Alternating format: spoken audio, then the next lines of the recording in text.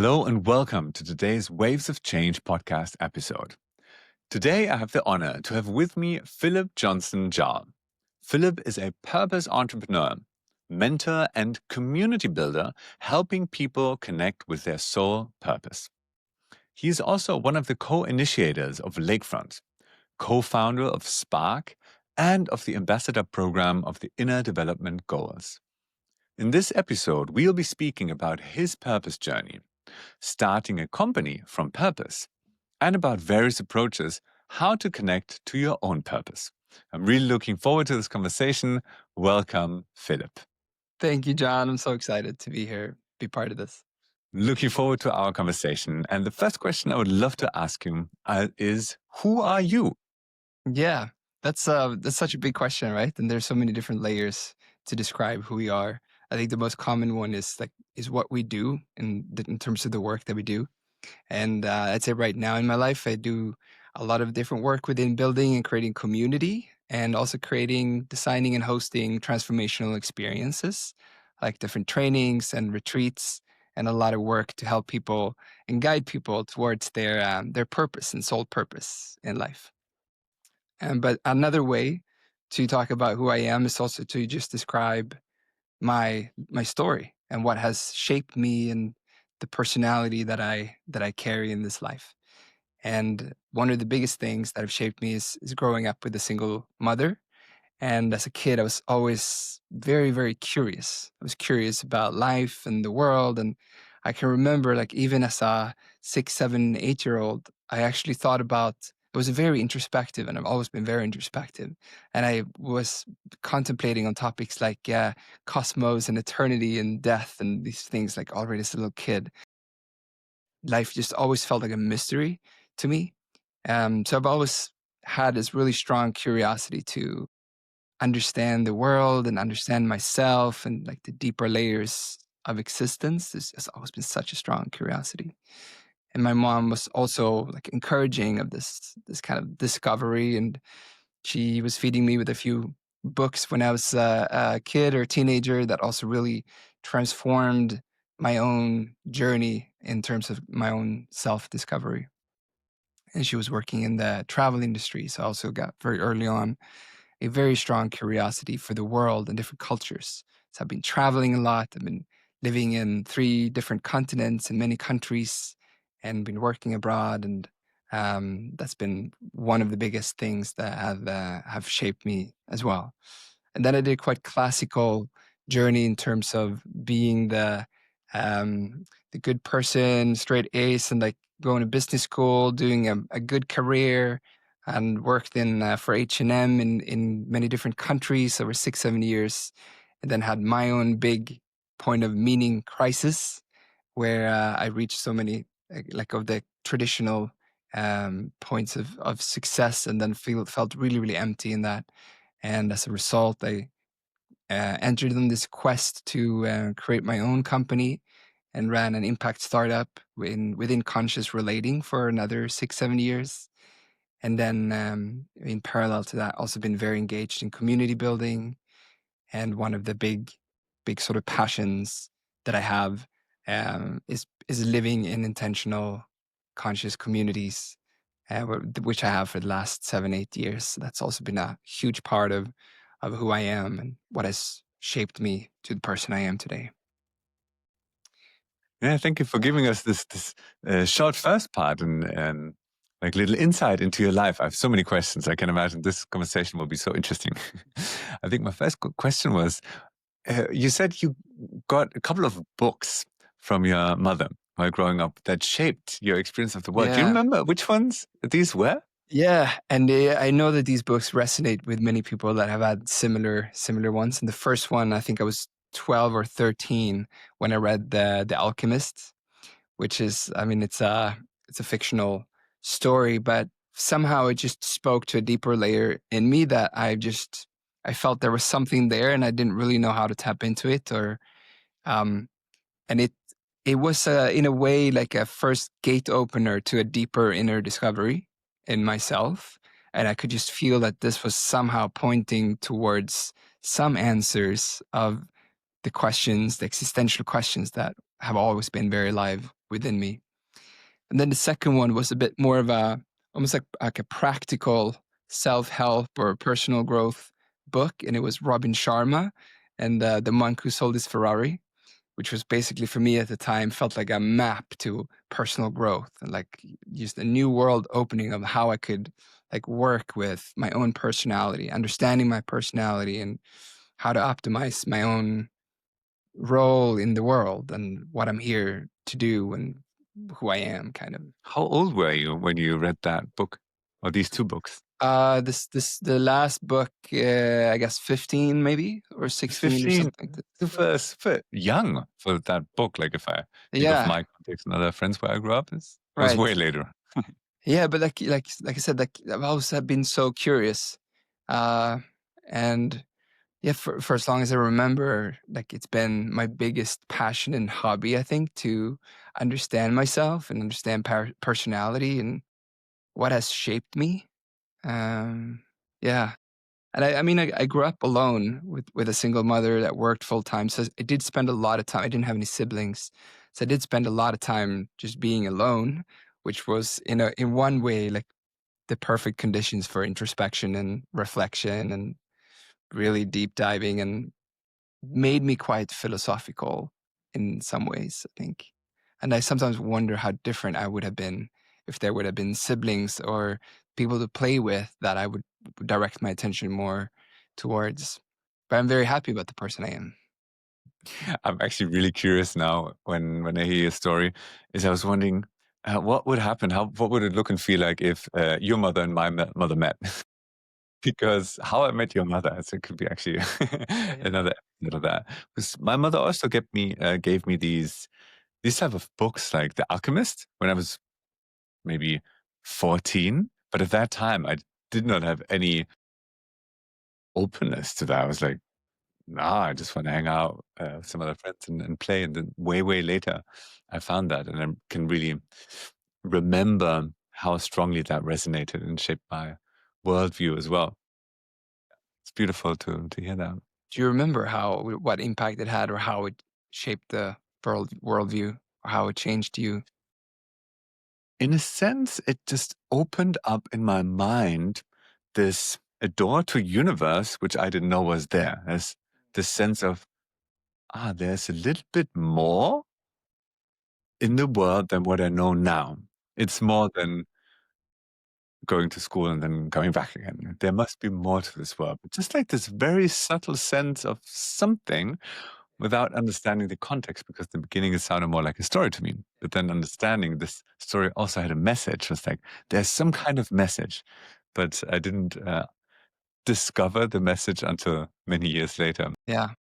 It kind of like touches upon and sort of conveys the deeper mysteries of life. And it's hard not to be curious when you touch that. True, true. And I wanted to ask you about this other, a little bit later chapter in your life where you mentioned building a company around conscious relating. Hmm. What was that about? You said you had this first meaning crisis that led to this step. Yeah. Yeah. So at the end of my corporate career, as I mentioned, I felt really, really empty. And I realized that the life I was living and the work I was doing was only motivated for my own intrinsic and extrinsic values. So I was only doing things for my own personal growth or for my own lifestyle and basically for myself. And it was very like egocentric, my whole life experience. And yeah, just really felt a lot of emptiness in that life situation. And so the quest to start relate was really coming from that point of deep emptiness and meaninglessness and a strong desire for my life to matter and for to make a difference and somehow impact the world positively. So it for me it was a quest to create more meaning and live with more meaning and purpose in my life. And the creation of it was basically I took some time off. I went to Brazil for a few months, and that's where that was my first real like deep soul journey. I'd say it.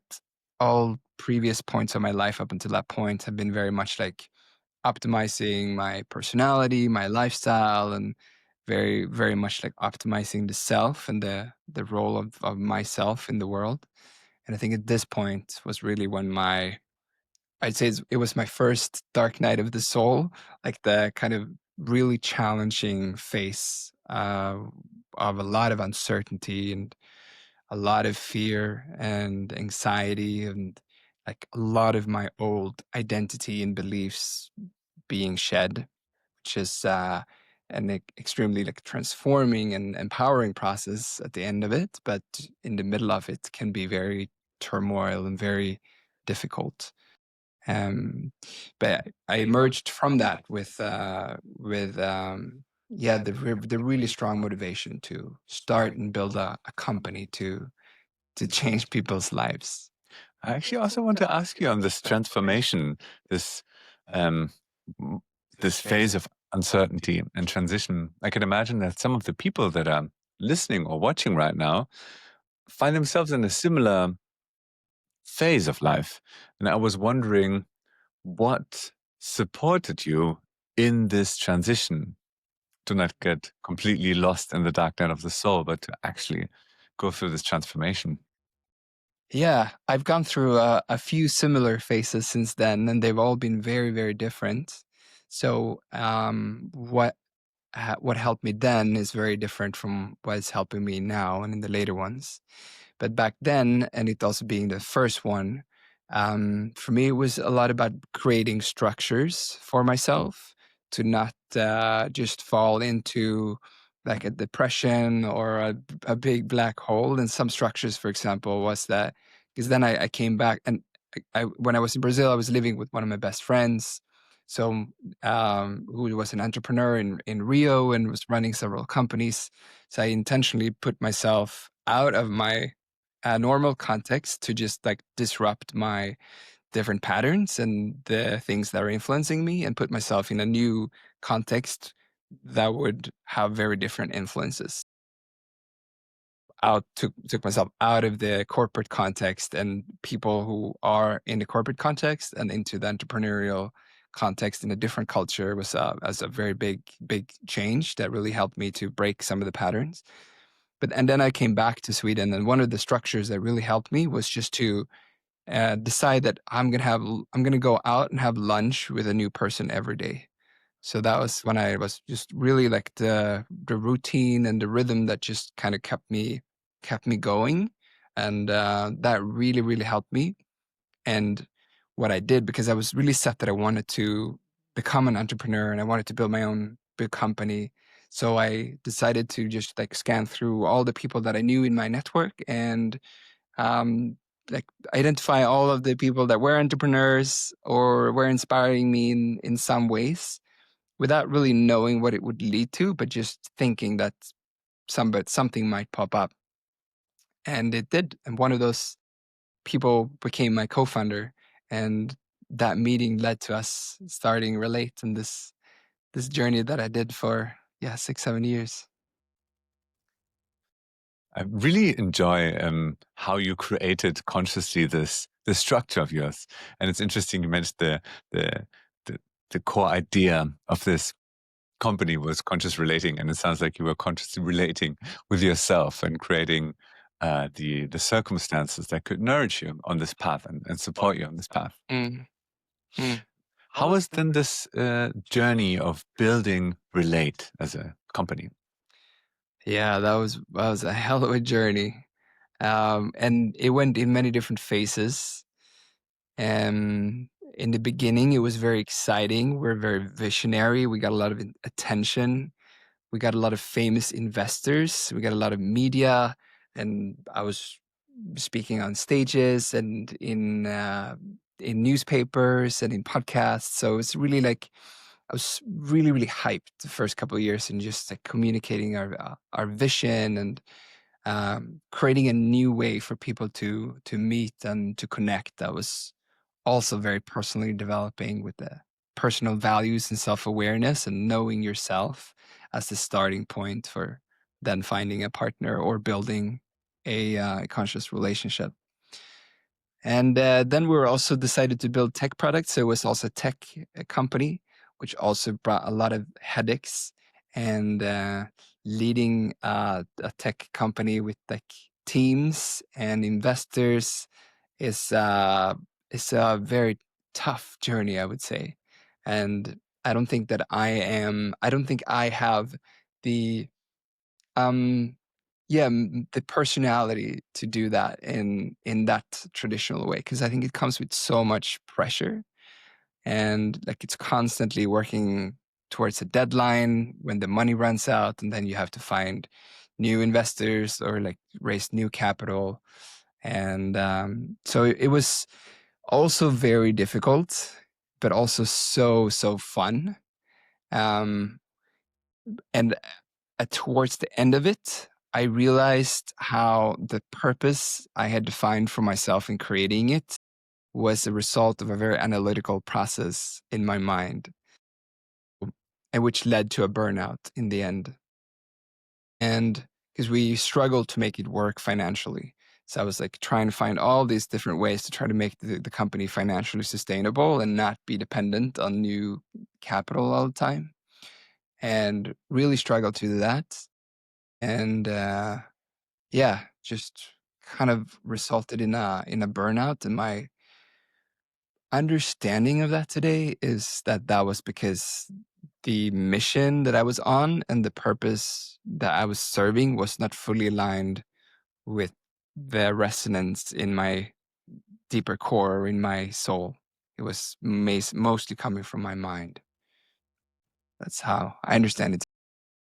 And what a fascinating journey. And I can really feel like now, as we've been living together for a couple of months, I can really feel your passion in creating for the world, your passion in contributing to conscious relating in many ways, your passion in following aliveness and joy, and contributing with a lot of love to the people around you.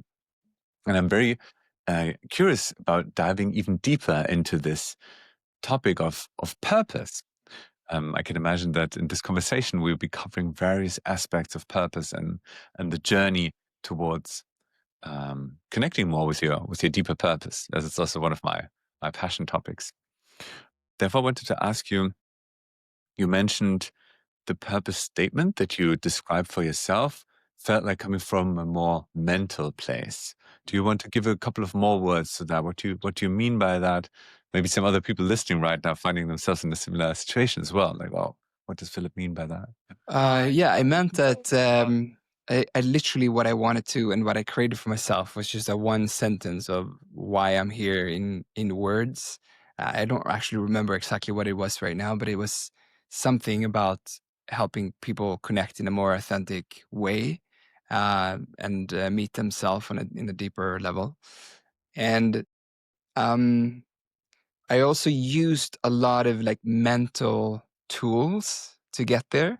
Like the Japanese ikigai is one of the famous ones. And I think the potential pitfall with these kind of tools is that they are very analytical. Like the ikigai is basically these 4 dimensions, right? Of, okay, what are you good at? What are you passionate about? What does the world need? And what can you get paid for? And then like trying to map this and see where there's overlap. And then it says where there's overlap, that's your purpose. But for me, that's again the same process that I did with Relate, which is very mind-based. And for me, it's missing the connection with the soul. And it's almost for me that like there are 2 separate things, like the soul and the personality, and they can have different kind of energies or like structures to them. And I kind of in my current understanding is more like this: the soul is the core essence of who we are, and that is our purpose, and that's not possible to define in a sentence or in words. It's more like it's more like an energy. And then the personality is more than the how. So how do we best express that uh, soul and that purpose in the world based on how we function in relation to others in the whole. Um, And yeah, there's just like so many different, I love that there's so many different frameworks and tools to understand this. Like personality is like an ocean of different, personality tests. And I loved to deep dive into that. And the last years I've also been deep diving in the similar aspects, maybe less scientific and more esoteric when it comes to the soul. And one of the teachings that that really is resonating with me right now is the Trans-Himalayan tradition and their teaching. And they speak about something called the seven rays, which where they speak about that there's seven different types of souls, basically. Um, and then there's also seven rays of personality, which is similar maybe to personality type tests, or like Enneagram is one of my favorite tools to understand my personality, for example. Which are the other 7 different rays of soul, you call them? Well, if you can recall Yeah, them. let's see if I if I remember them. But like one is will and power, and then you have love and wisdom, and then you have one that is more about intelligence and creativity. There's one that's more about knowledge and science. Um, yeah, so that's a few different, and it's more like, yeah, kind of like a certain, I don't know what to call it, like an energy or a certain um, type. Okay, archetypes? Yeah, Something? kind of. Fascinating. And about the other rays of personality, could you give 1 or 2 examples of that just to get a feel for what they look like? Yeah, I mean, so in their teachings, their traditions, the seven rays are the same. So, but you usually have a different one for your soul and for your personality. Um, but so, for example, in their teachings, um, my soul ray is number 2, which is love and wisdom. So the longing of my soul is to spread wisdom and guide people, basically. So my soul longs to express itself, to express wisdom, to learn, and to guide other people to learn and evolve as well. And then my personality is Ray 1, which is will, which is very much about like leadership and creating and leading. So there's the essence of my soul, which is a lot about like wisdom and guidance, and then the how that wants to be. So there's 7 different personalities then, right, of how that wants to be expressed. And in my case, it's a lot about leadership and like stepping up and guiding people and leading people. I find this super fascinating, and it resonates so much as well with my personal journey and how I see the world. And a word that I really like is essence. It's also the children's books that I write, also under the brand of Essence. And for me, I believe that there's like this one essence that wants to express itself through the world in many different shapes and forms. And it could be nature, it can be humans, and then each of us has like their unique expression of that. And I find it so interesting on my own journey exploring these different ways to approach purpose. And similar to what you said, I was looking at these momentum models, which comes maybe from a place of like ikigai, just trying to understand and map. And I see that this is like one perspective to look at something. And then there are these other little bit more esoteric angles. For example, also I'm fascinated by gene keys or human design, which have like different angle. And I feel that all of these different approaches try to point towards the same thing, which maybe the thing itself can never be described with words. You could use all the words in the universe, it would not be complete. And the same way, at the same time, I enjoy just choosing these different angles and getting closer, a little bit closer and a little bit deeper in the understanding and experience of that. Yeah. How does that resonate with you? Yeah, 100%. And you mentioned the word aliveness before, and that for me has really been the key compass. I have the conviction and the belief that whatever makes us the most excited and alive, that's the right way. Like it's almost like the receipt that we're doing what our soul is longing for when it just fuels us with excitement and joy and energy. So if there's just if there's just one thing that I use for myself to guide myself and to make sure that I'm on the path of my own purpose, it's aliveness. It's like just thinking about an option or an invitation or an idea or an action or whatever, just thinking about it and visualizing doing it or being in it, and then feeling into how what kind of response happens in my body when I think about it. Does it like, do I shrink? Do I expand? Like, do I feel really excited? Do I get energetic? And do I feel like it's pulling me? Do I like almost like I can't wait to just start doing this? And then that's the sign and then the mind usually wants to come in, right? And the critical mind, but you can't do that. You have your background education qualifies you to do something else, or people would judge you, and that's a whole different other kind of work to manage those things, right? But I think that's the compass. What is it that currently excites you? Yeah. Um, there are many things. Like I've had a massive year of a lot of things exciting me and a lot of aliveness. There's been a lot of creation that has happened in my life during this past year with a lot of new projects.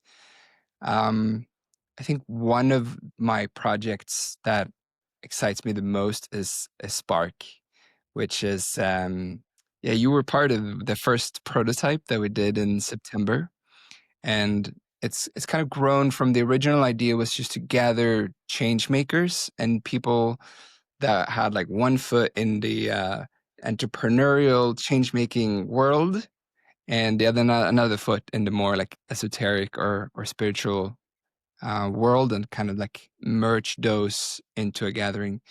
And then it kind of grew from that, the vision of what it could become for the world, because what happened was kind of that it was a 5-day process that we created, and it grew to become a process that could hopefully help anyone connect to their purpose and get more clarity and meaning and direction and momentum and forward movement in their life.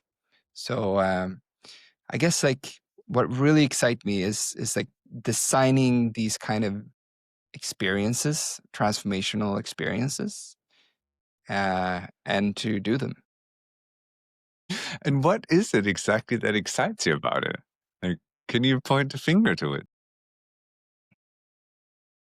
I think one thing is the experimentation of it and the feedback loop. And I remember, so I was also part of creating something called Elevate 5 years ago, that we've done many gatherings. And I always, like, whenever we initiated an Elevate, the thing that excited me most was to just throw in something new. Like, but what if we try to create one day that's completely not non-schedule and just see what happens? And then, you know, so that I have the curiosity, like whenever my curiosity can be met and fed, and when we can try new things and see how it affects the system of, for example, a group of people and their experience and journey, that that's that's really exciting for me. And I enjoyed so much being part of it. Like I remember these couple of days spending together with this group of people, and I really felt people's hearts and longings, their passions to contribute to a better world, whatever that means for everyone. But like really this longing to, I want to contribute, I want to create, and I want to grow. And feeling this being part of a community held in a transformational container. And I personally really see the huge value in that. And I personally find it very exciting also to be part of that, to be part of that journey. Yeah. And I mean, yeah, just the kind of like designing, creating these kind of offerings just really excites me. And like I'm sitting now in my free time in the evenings and weekends, designing and working on kind of like similar to a 10-week program or something similar. And for me, it's centered on purpose, where my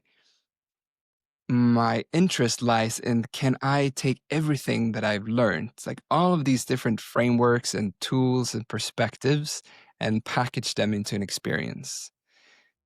And is there something in that, like, because it's also helping me grow so much when I like package, and I just love packaging things, conceptualizing, packaging, taking things that can be very complex and try to make them simple and like deliver them.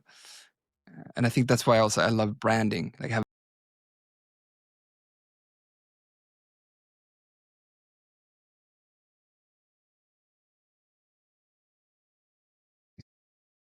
One of the most recent packagings of yours that I really enjoyed was also your book. Maybe you want to share a little bit about that one. Yeah, that was an experience. Yes, it's more of a journal, but it's a guided purpose journal. It's called How to Find Your Purpose in 10 Days. Very catchy title. But it's basically a guided journal in 10 different chapters, where each represents an angle that can point you towards your soul's longing. And for example, one chapter is helping you connect to what were the joys that you had as a kid. Like if you envision yourself playing as a kid, like what was it that was making you come fully alive, and what created the joy for you, and just like tap back into that. And, yeah, and another one on the opposite end of that can be like visualizing yourself as on celebrating your 100th birthday and looking back at your life. Like, how do people, when people hold speeches about your life, what are they saying about you? Um, and yeah, these different kind of angles, even like regret and things like this can be really powerful indicators pointing us towards what our soul is really longing for, or moments when we just lose the sense of time and just enter flow states, like some of these. And the process of creating it was also like a very, very interesting. Like I just had the idea, and I just saw it in on when I had my morning coffee on a Saturday. I really just saw the the book and like the structure of the chapters, and then I just entered like a flow state in 10 hours, getting some help from LLMs to create some of the bulk text, and then it was done in the evening. Wow. So from inspiration at your morning coffee to having the book published in one day. Not published, but like I had like the first draft ready in the evening, and then on the Sunday I created the cover design, worked with some illustrations in the book, and then went through the publication, so like a self-publication process in Amazon. So, but yeah, literally from the whole weekend, like one Saturday and Sunday, from first idea to being published. Yeah, Wow, really it's fascinating. possible. I can imagine people listening right now already are writing a long list of, okay, I need to contact Philip and I will ask him about how do I find my purpose? How do I publish my first book on Amazon? How do I create beautiful packagings for what I want to share with the world? Mm. Wow. Which are some of your other explorations right now in this realm of purpose? How, like, maybe it's something around understanding your soul's purpose on a deeper level, or maybe it's something how it wants to express itself. Yeah, I mean, this like trans-Himalayan tradition is one that I've just started uh, to um, to deep dive into, and yeah, I'm just curious to understand it more from a felt experience, because I feel like from a personality perspective and from the mind, I have a pretty clear idea, but just experiencing more of and exploring more embodied ways of connecting to soul purpose is currently the journey that I'm on, I think. Um, so just doing some different trainings of that myself, like I recently signed up for a new training that I haven't done before for next year called Avatara. So which is literally like about soul work and connecting to soul purpose in a very somatic way. So that's the kind of work that I'm currently personally very, very excited about. What a rich life, so many experiences and creative endeavors. And maybe now could be a good moment also to transition to the Lakefront world. Right now, we're sitting here in the wonderful Lakefront podcast studio. And in that context, I wanted to ask you, like, what attracted you to Lakefront? And you have a very special role, so to say, as one of the initiators as well. Maybe you want to speak into that as well. Yeah, sure. It comes from being part of and living in a intentional community with 50 plus other people for 5 years, based on the Burning Man principles. And that experience really just changed my life and completely reprogrammed, in a beautiful way, my life and my view of the world and myself in it.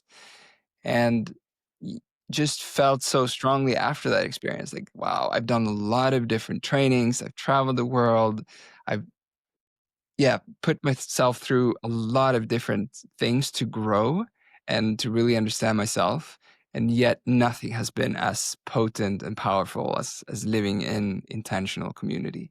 So after that, I really felt like I want to do more of this. Like I want the world needs more of this. And being in very close contact with Thomas Björkman, who's one of the founders and the funder of the project, he asked me if I wanted to be part of initiating it. And what really resonated with me that also sets it apart from other projects is its intention to be, in my words, by and for the world. So it's the intention is not to create a separate community that only serves the residents or members of the community, but the intention of the whole project is to be for the world and to prototype our future, to prototype new ways of being and becoming, and really being like a place where a different future can be prototyped of how we live, how we organize, how we relate, and how we take action, and how we belong to the world rather than feeling separate from it and each other. And you also have this role as you mentioned, like initiator. You were one of the first people living here. Yeah. Maybe you want to describe also a little bit like that journey. Yeah, sure. It's been a heck of a journey in different phases. So a handful of us came and moved in as soon as we got access to the building in October 2024. And it was like pre-renovations. It's a quite old building. Now everything has been renovated, so it's super fresh and beautiful. And we've had an interior designer that also created and done an incredible job with the furniture and the design and everything. But it looked wildly different.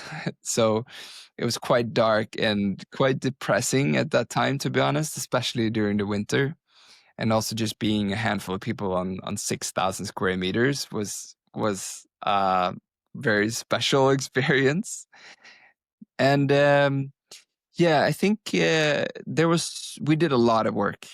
We did a lot of work to just birth this project. And looking back, I think we would need to be more people. There would need to be like a first group of 10, 15 people, I think, to start to create something like this. But we were super, super excited when the first group and cohort came in, where you were one of them, and in the end of spring 2025. And I think from there on, it was a different journey. There was more like, okay, now we're here, it's happening, we have people here, and we're finally starting to build community. And during this fall, I've witnessed a community really starting to take shape. And I'd say it's still in its early days, and we're also just like halfway there in terms of occupancy and the number of people that can be here. We're like 35 today, and it can be at least 70, 80, if not more.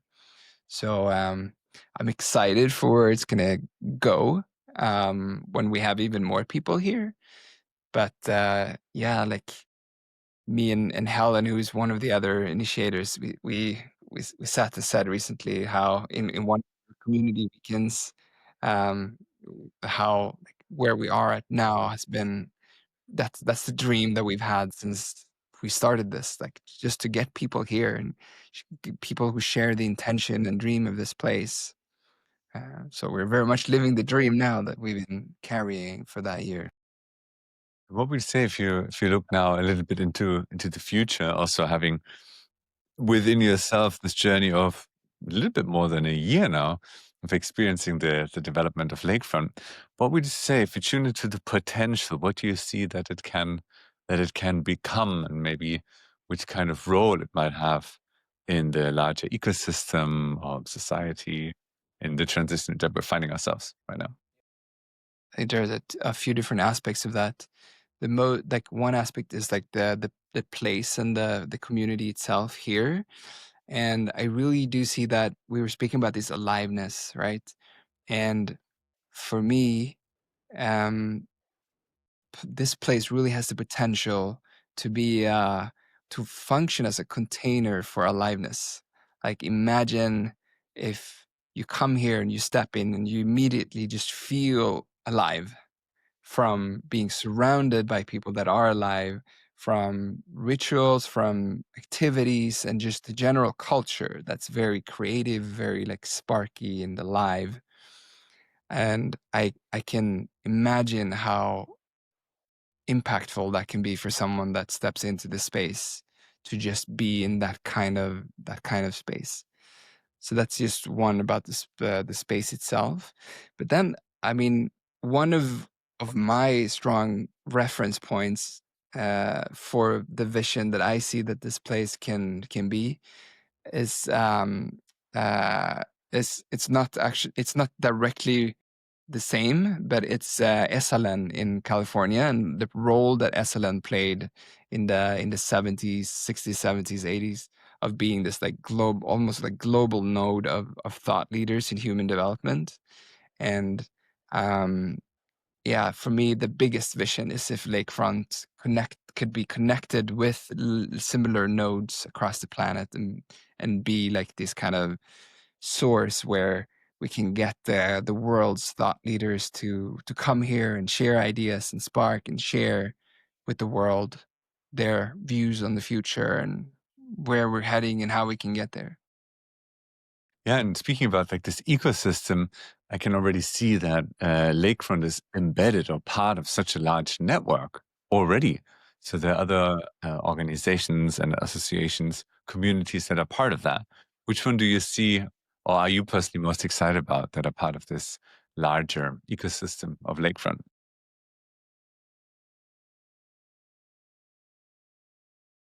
I mean, one I think that is really cool because it's growing and has been growing so much is the inner development goals, because it has such a global reach with like I don't even know how many, if not hundreds of thousands today that have been reached by the inner development goals, or now guide that it's going to be called. And like which is literally just framework of 5 different dimensions and 25 skills for human development and human capacities.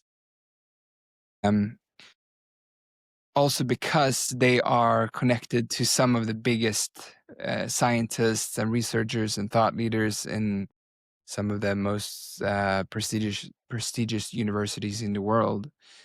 And some of them have also been here at Lakefront and have had talks and master classes here.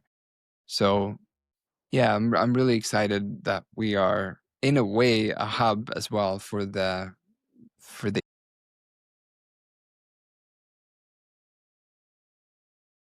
And this was also recently was like the Inner Development Goals Summit that also happened, and there were many people, guests that also came by to Lakefront. So there's here like a lot of aliveness already happening in the space and the community.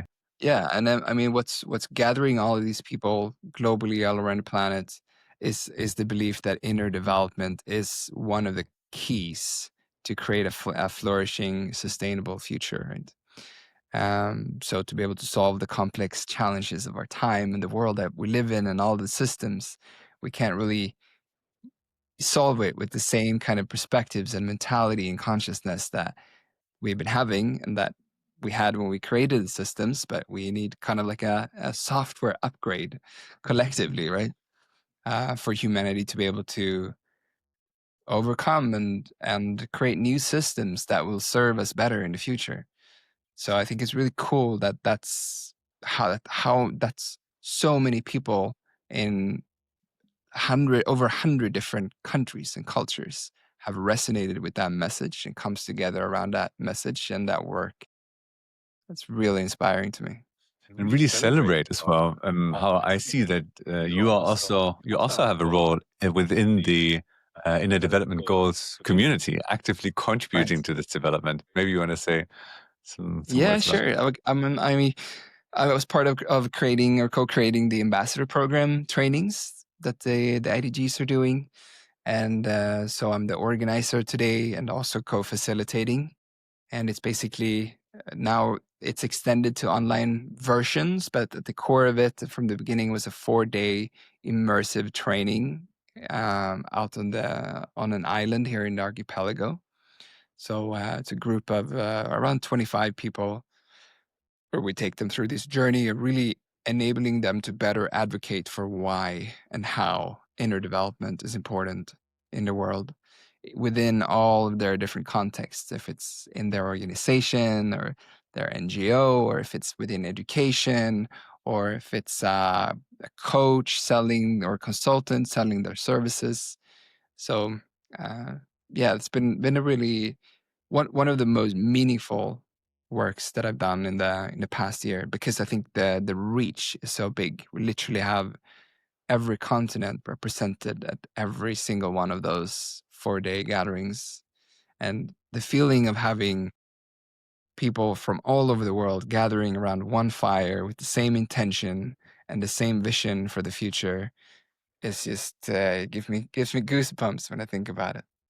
it's so beautiful to really tap into this imagery of people from all over the world coming together for a shared cause, for a shared purpose, contributing to inner development, and maybe to tie this back again to the main topic of what we've been speaking about, purpose. What would you say? How do you see the link between inner development goals and purpose, and maybe also your own journey in that? Good question. Um, I think the inner development goals is another framework to understand yourself and understand the different dimensions of what it means to be human. And I think that's really where the journey and path to purpose starts, to really just understand ourselves. Like, what is it that makes me come alive? Like, what is the strengths and shadow sides of my personality, and how does that show up in the world? Really, like, just understand and map that to be able to know how you can best be of service in this life. So I guess that's one way where there's some overlap in like understanding what it means to be human and how am I? Beautiful. Wow. What a wonderful conversation.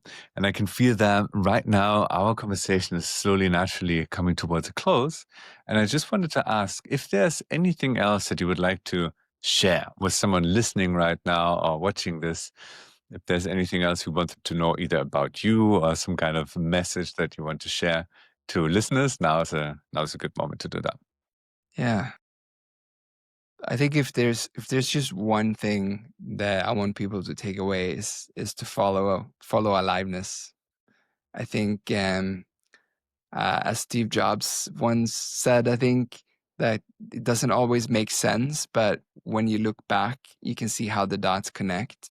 And I'm also really sensing that right now after like being on that path for a few years of just following aliveness. I can now see how the things that I've done, how they're connected and how it actually is building, as we've been talking about, like an ecosystem of different offerings that have just been birthed because I felt very passionate about it, or because there was aliveness energy. Nothing of it forced. It was just like flowing freely and creatively. And the creation of it just has given me so much energy versus like depleting me of energy. So, yeah, when it comes to living and creating, you can either live it forcefully or you can allow aliveness to control and steer the way. And for me, that's the bigger, richer, more fulfilling, and alive life. Thank you, Philip, so much for following your aliveness. Thank you, Philip, for being part of today's podcast episode. Yeah, thanks for contributing to the world with your being and with your aliveness. Thank you Thank you. so much for having me, John. Very welcome.